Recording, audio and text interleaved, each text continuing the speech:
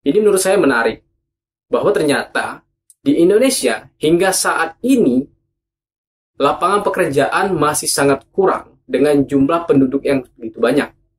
Hingga salah satu incaran dari para pencari nafkah itu salah satunya adalah pegawai negeri sipil atau bekerja di dalam pemerintahan. PNS. Nah, apa yang menarik dari menjadi pegawai negeri sipil?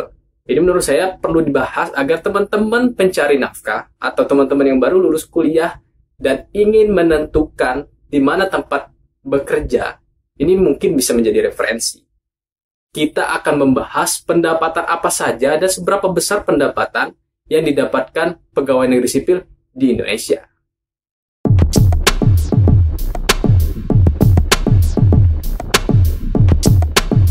Pendapatan atau gaji pegawai negeri sipil itu diatur di dalam Peraturan Pemerintah Nomor 15 Tahun 2019.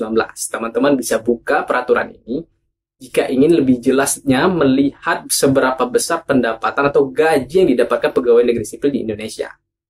Nah, saya mengambil satu sampel yaitu golongan 3A atau biasanya kalau S1 ya, lulus CPNS itu mendapat golongan 3A setara S1.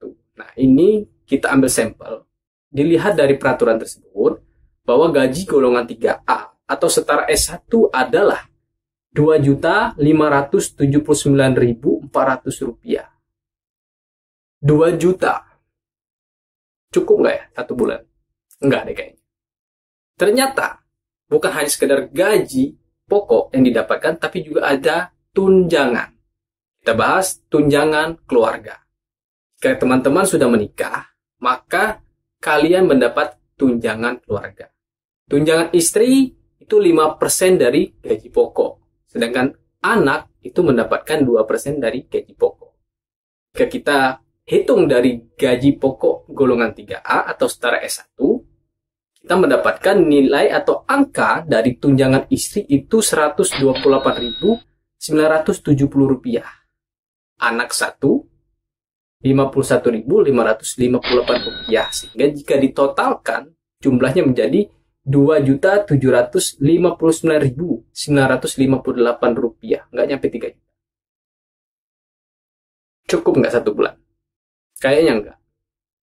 Kita bahas lagi tentang tunjangan kinerja.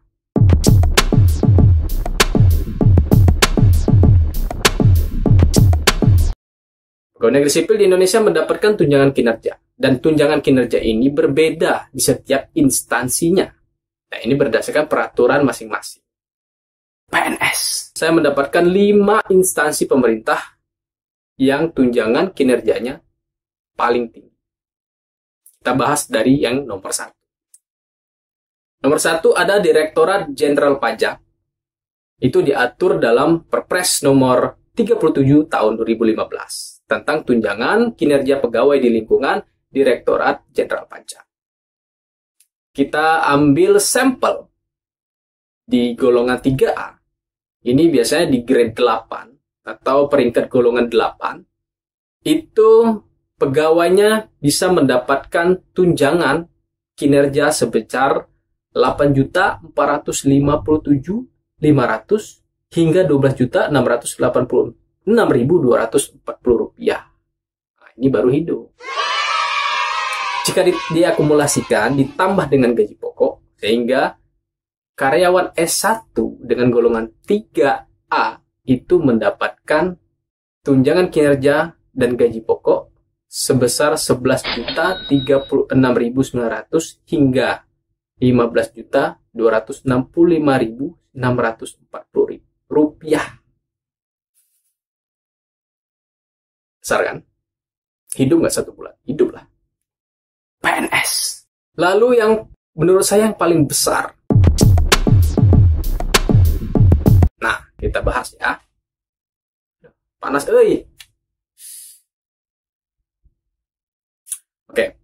Pemprov DKI Jakarta diatur dalam Peraturan Gubernur Provinsi DKI Jakarta nomor 409 tahun 2016. Ini yang membahas tentang tunjangan kinerja pegawai di lingkungan DKI Jakarta. Itu kita ambil sampel 1 atau golongan 3A itu dengan grade 8 itu bisa membawa pulang uang 1 bulannya berkisar dari 18 juta hingga 26 juta rupiah.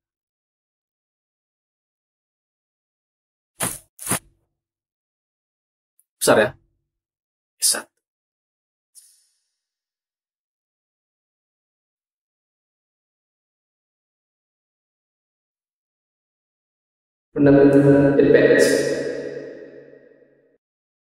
Lalu nomor 3. Nomor 3 ada Badan Pemeriksaan Keuangan. Badan Pemeriksaan Keuangan itu diatur dalam Perpres nomor 188 tahun 2014 tentang tunjangan kinerja di lingkungan Badan Pemeriksaan Keuangan.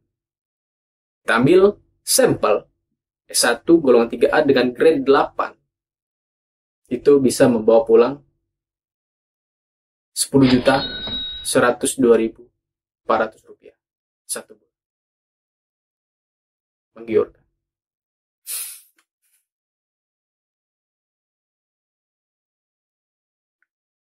PNS. Ini yang terakhir, yaitu Kementerian Hukum dan HAM.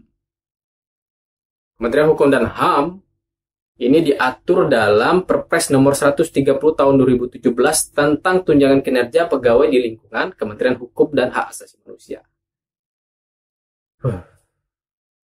Kita ambil contoh, golongan 3A di grade 8 itu mendapatkan tunjangan sebesar 4.500.000. Jika diakumulasikan dengan gaji, maka 1 bulannya dapat membawa pulang 7.174.550 rupiah.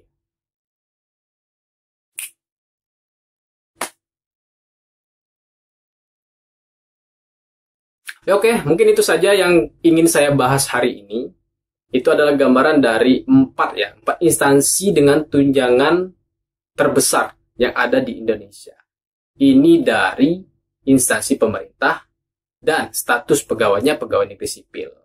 Mungkin ini bisa menjadi referensi teman-teman atau menambah semangat teman-teman untuk mengejar NIP menjadi pegawai negeri sipil. Oke, terima kasih. Sampai jumpa di video berikut.